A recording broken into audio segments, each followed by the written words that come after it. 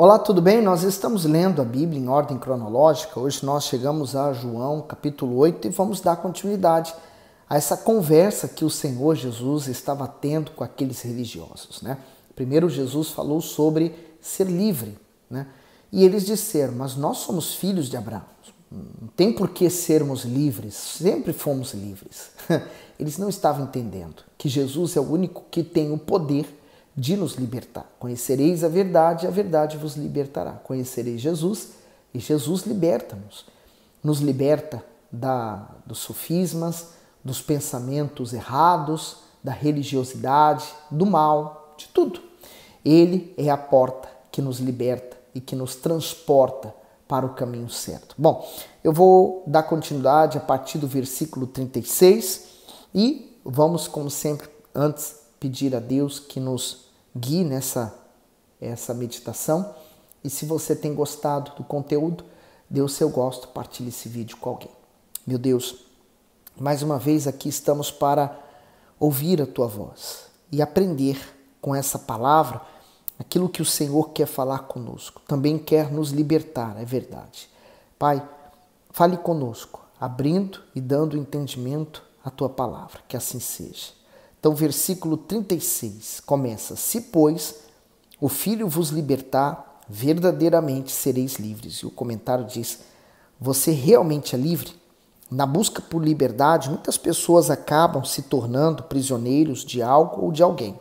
Pensam que a autonomia de ir e vir e fazer o que bem entendem, sem dar satisfação a ninguém, é o mesmo que ser livre. Mas, sem perceber, ao longo da vida, elas vão se acorrentando a maus pensamentos, sentimentos ruins, vícios, maus hábitos, orgulho e inveja, por exemplo, e passam a viver reféns de suas próprias escolhas, emoções e até vontades alheias. Portanto, ser livre é uma necessidade humana que não se satisfaz com realizações pessoais, e sim espirituais, isto é, obedecer ao Altíssimo é a única maneira de se tornar e permanecer de fato livre. O terrível engano. A pior coisa que tem é a pessoa andar enganada, né? Por exemplo, quando Deus criou Adão e depois Eva, ele havia dito a Adão para não comer do fruto da árvore do conhecimento do bem e do mal, porque certamente ele iria morrer.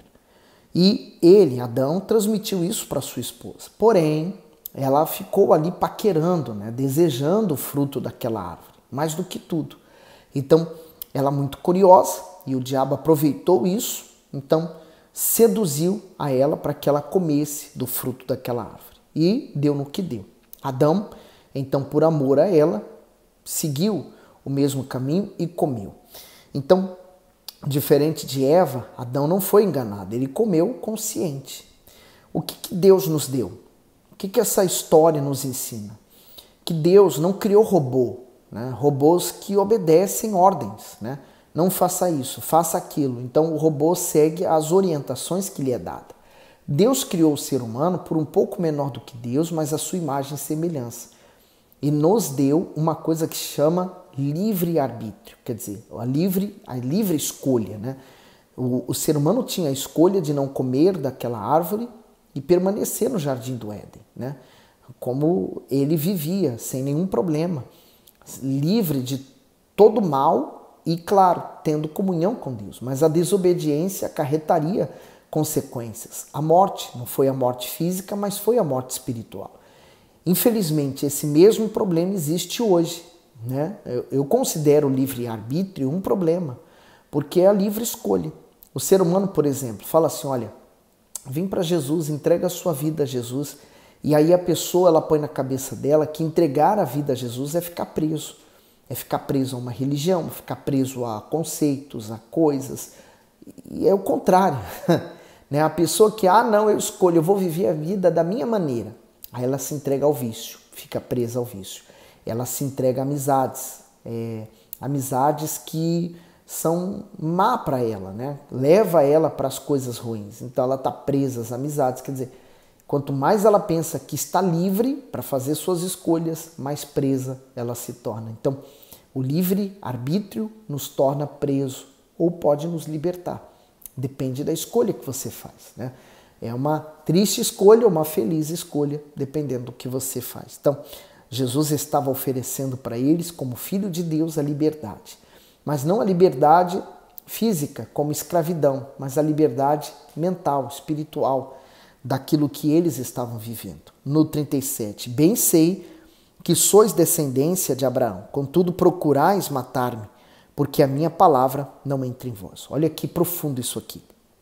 Então, primeira coisa, o Senhor Jesus sabia que descendência, né, de sangue eles eram.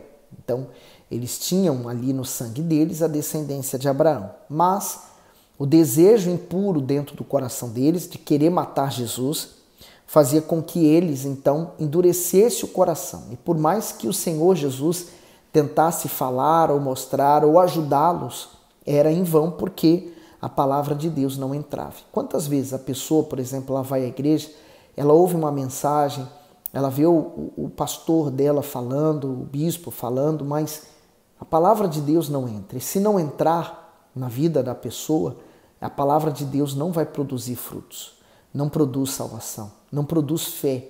Então a pessoa, ela termina estando na igreja e dando mau testemunho para os incrédulos. E esse é o cuidado que nós temos que ter com a nossa fé. Quando nós ouvimos a palavra de Deus, permitir que ela entre, né? E como que eu faço isso? Sendo humilde. A humildade permite que a palavra de Deus entre em mim. No 38, eu falo do que vi junto de meu Pai, e vós fazeis o que também fizeste junto de vosso pai. Responderam e disseram-lhe, nosso pai é Abraão. Jesus disse-lhe, se fosseis filhos de Abraão, faríeis as obras de Abraão. O comentário diz assim, se fosseis filhos de Abraão. Ao responder aos judeus a respeito da descendência de Abraão, o Senhor Jesus afirmou que mais importante que fazer parte de sua genealogia era possuir as mesmas características espirituais dele. Isto é, se aquelas pessoas fossem realmente filhas de Abraão, como reivindicavam ser, deveriam crer, obedecer e amar ao Senhor, assim como ele fez. Nesse sentido, os verdadeiros filhos de Deus não são aqueles que alegam ser, porque são religiosos, mas aqueles que são gerados pela fé, obediente à palavra do Altíssimo. Através do Senhor Jesus, nós nos tornamos filhos de Abraão. Quem é o filho de Abraão? É o filho da fé. Aqueles que nasceram de Deus. E sendo filho, todo filho é herdeiro de seu pai. Então, somos também herdeiros das promessas feitas a Abraão. Então, tudo que Deus prometeu a Abraão, elas são transferidas para o Filho de Deus. Então, da mesma forma que Abraão foi abençoado aqui nessa terra, nesse mundo, o Filho de Deus aqui na terra também será. Não somente aqui, mas também na eternidade. E um detalhe, Abraão foi riquíssimo, próspero, mas ele não se apegou a nenhuma riqueza, a nenhum bem material que ele tinha. Porque a Bíblia diz que ele andava como alguém que não tinha morada fixa aqui neste mundo, aguardando a morada celestial. Ele andava como um peregrino no mundo, né? Nós estamos aqui apenas de passagem. O maior tesouro que eu posso possuir não está aqui, está nos céus. No 40. Mas agora procurais matar-me, a mim, homem, que vos tem dito a verdade que de Deus tem ouvido. Abraão não fez isto. Vós fazeis as obras de vosso pai.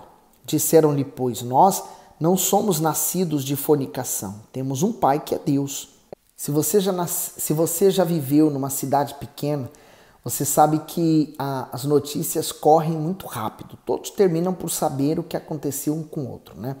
Então, na gravidez de Maria, né, ela estava apenas casada, desposada, como a Bíblia diz, mas José foi preparar a casa deles e ela já ficou grávida.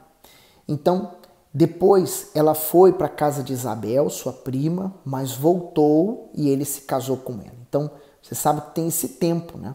A gravidez dura 9 meses, então nas contas, as pessoas começam a fazer contas e falam assim, eles se casaram, se juntaram tal tempo, não daria tempo suficiente para ela ter filhos. Então, das duas, uma, ou eles caíram antes em tentação, ou ela teve um outro homem.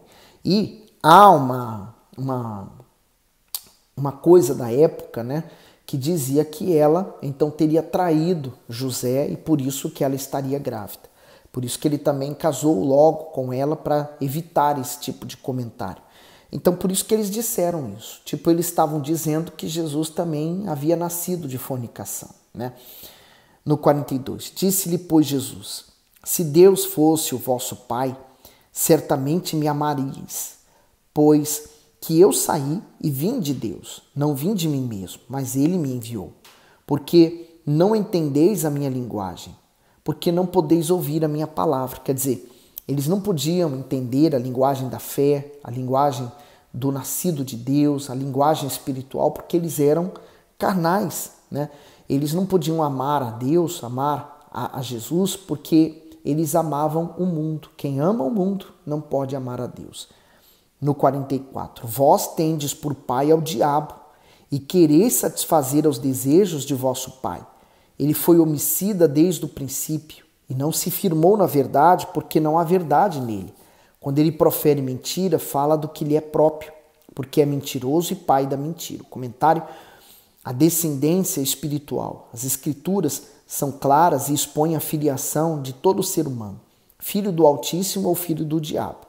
O homem foi criado com liberdade, dotado de livre-arbítrio para escolher entre o bem e o mal. Quando decide entre um e outro, revela quem escolheu por pai. Dessa forma, aqueles que são filhos de Deus seguem o seu caráter e têm latente dentro de si o apreço pela verdade, assim como o seu pai. Hebreus 6:18, para que por duas coisas imutáveis, nas quais é impossível que Deus minta, tenhamos firme consolação, nós, os que pomos o nosso refúgio em reter a esperança proposta. Continuando o comentário, mas os filhos do diabo são como os religiosos identificados pelo Senhor Jesus, que seguiam espontaneamente o perfil de Satanás. Assim como é próprio do mal agir astutamente para proferir mentiras, é próprio dos filhos das trevas usarem com sagacidade a sua mente para enganar. Então aqui ele fala que o diabo, ele deu o princípio, ele deu origem ao pecado, né? Foi o primeiro a se rebelar, né? O pecado é a rebelião. O pecado, ele é a ofensa a Deus. O pecado, ele contraria a vontade de Deus. Então, ele fez isso, ele contrariou e foi expulso dos céus. Não somente ele, mas a terça parte de anjos de luz que se tornaram em demônios. Então, eles foram presos na terra. Eles estão presos, literalmente presos na terra. Não morrem porque eles são espírito. Mas ele trouxe o pecado, né? Ele sugeriu, ele conseguiu atrair Eva, seduziu a ela e enganou a Eva. Tanto é que Eva fala, foi a serpente que me enganou. Então o diabo enganou ela. Ela caiu. Mas se somente Eva tivesse caído e Adão não, então a humanidade continuaria no paraíso. Eva iria morrer porque essa era a lei. Mas Adão tinha um amor por Eva, né? Então, quando ele aceitou comer, ele não foi enganado. Ele fez isso por amor, né? Um amor cego. E esse amor trouxe o pecado para o ser humano. Então, se Eva errou, ele também errou. Então, ele atraiu o pecado para o ser humano, né? Ele poderia ter escolhido não fazer isso. Mas ele escolheu e errou e trouxe como consequência o pecado e o afastamento de Deus. A parte B do versículo diz: a origem da mentira. Para convencer os anjos do céu a se rebelarem contra Deus, certamente o diabo usou a mentira. Apocalipse 12, 4-9 diz: e a sua cauda levou após si a terça parte das estrelas do céu e lançou-a sobre a terra, e o dragão parou diante da mulher que havia de dar à luz, para que, dando ela a luz, lhe tragasse o seu filho. Então, aqui está falando de Satanás, a mulher representa Israel, e dar à luz a esse filho representava o próprio Senhor Jesus. No 5, e deu à luz um filho, um homem, que há de reger todas as nações com vara de ferro, e o seu filho foi arrebatado para Deus e para o seu trono. E a mulher fugiu para o deserto, onde já tinha lugar preparado por Deus para que ali fosse alimentada durante 1270 dias. E houve batalha no céu. Miguel e os seus anjos batalhavam contra o dragão, e batalhava o dragão e seus anjos, mas não prevaleceram, nem mais o seu lugar se achou no céu. E foi precipitado o grande dragão, antiga serpente, chamado Diabo e Satanás, que engana todo mundo. Ele foi precipitado na terra, e os seus anjos foram lançados com ele. Por isso que eu digo, não subestime o diabo. O diabo, ele esteve na presença de Deus, ele viu o trono de Deus, ele conheceu a Deus, ele foi criado por Deus, mas ele não foi criado Satanás, ele foi criado um anjo de luz, mas se tornou. Então, se ele conseguiu depois convencer anjos que serviam a Deus na presença de Deus a se rebelarem contra Deus, imagine nós, né? Meros mortais, pessoas que nunca estiveram na presença de Deus pessoalmente, não viu o que ele viu, né? É muito mais fácil ele nos convencer a pecar, como ele convenceu Eva. No comentário diz, no Éden, por inveja e oposição ao Altíssimo, ele também enganou Eva, o que gerou morte física e espiritual a todos os seres, além de prejuízo a toda a criação. Romanos 8, 22 ao 23. Porque sabemos que toda a criação geme e está juntamente com dores de parto até agora. E não só ela, mas nós mesmos, que temos as primícias do Espírito, também gememos em nós mesmos, esperando a adoção, a saber, a redenção do nosso corpo. Então, não é o que nós temos visto, né? A terra gemendo, né? A natureza, o ambiente, a destruição, os animais, quer dizer, a destruição que nós temos visto hoje na terra, né? O clima mudando, sendo alterado, os problemas climáticos, quer dizer, tudo isso é consequência do pecado. Por mais que haja luta, não sou contra a luta, para que venhamos preservar o meio ambiente, acho que é importante isso, claro, mas por mais que possamos fazer alguma coisa para tentar mudar a situação da terra, é impossível, porque o pecado vem destruindo ela, né? Nós gememos, aquele que é de Deus geme. Geme neste mundo porque esse mundo ele é regido, dominado pelo diabo. E ele fala, mas nós temos as primícias do Espírito, né? Quer dizer, aqueles que já receberam o Espírito Santo e ainda assim gemem, porque não é fácil. Continuando no comentário, o alerta divino ao homem sobre a consequência de comer do fruto era clara. Certamente morrerás, está em Gênesis 2,17. Satanás, porém, disse, certamente não morrereis. Gênesis 3,4. Isso mostra que recusar a verdade do Altíssimo para permanecer na mentira é escolher a condenação eterna ao lado do diabo. E indo para o 45, mas porque vos digo a verdade, não me credes. Jesus falava a verdade, mas a verdade, a palavra dele não entrava no coração. Logo, se também não entrava dentro deles, não produzia a libertação que ele dizia. Então, eles se iravam ainda mais. Era a raiva, era o ódio que eles tinham. E quantas pessoas têm ódio também de nós, né? Que pregamos a verdade, que falamos a palavra de Deus, porque ela não aceita. E por que ela não aceita? Porque ela quer continuar praticando o que ela pratica sem que ninguém diga para ela que ela está errado. E a palavra de Deus, ela é como um espelho, por exemplo. Você vai no espelho para arranjar o seu cabelo, né? Aí você vê que seu cabelo está desarranjado. Então você penteia e olha para o espelho para ver se realmente já agora continua despenteado ou penteou. Você vai ao espelho para olhar se seu rosto está bem ou não. A mulher, ela usa maquilhagem, então ela usa o espelho para poder se maquiar. Então, vamos usar esse exemplo, né? O espelho é como se fosse a palavra de Deus. Então, toda vez que eu olho para o espelho, eu vejo as minhas imperfeições. E eu busco em Deus a perfeição. Então, eu preciso me arrepender, me voltar para Deus, buscar Deus, para que eu possa ter a perfeição divina, né? Voltar a ter a imagem e semelhança que Adão perdeu lá atrás. E eu busco isso através de Jesus. Jesus é o caminho que me leva a voltar a ter a imagem e semelhança de Deus, a imagem que foi perdida. Então, entra a renúncia, o sacrifício das minhas vontades, a renúncia do meu querer, a renúncia a esse mundo, né? Virar as costas para esse mundo e se voltar para Deus. Essa é a parte mais difícil do cristianismo, porque tem muitas pessoas que querem Deus, querem ir para o céu, querem ser salvos, mas não querem sacrificar. Então não tem como ser salvo. Por isso, Jesus disse que aqueles que querem seguir Jesus, servi-lo, devem negar a si mesmo e seguir após ele. Que você faça e tome essa decisão. Cuidado com o livre-arbítrio, com a liberdade, porque ela também pode ser uma armadilha criada pelo próprio diabo para te aprisionar. Que Deus abençoe você abundantemente e vamos continuar nesse capítulo 8, porque ele está forte.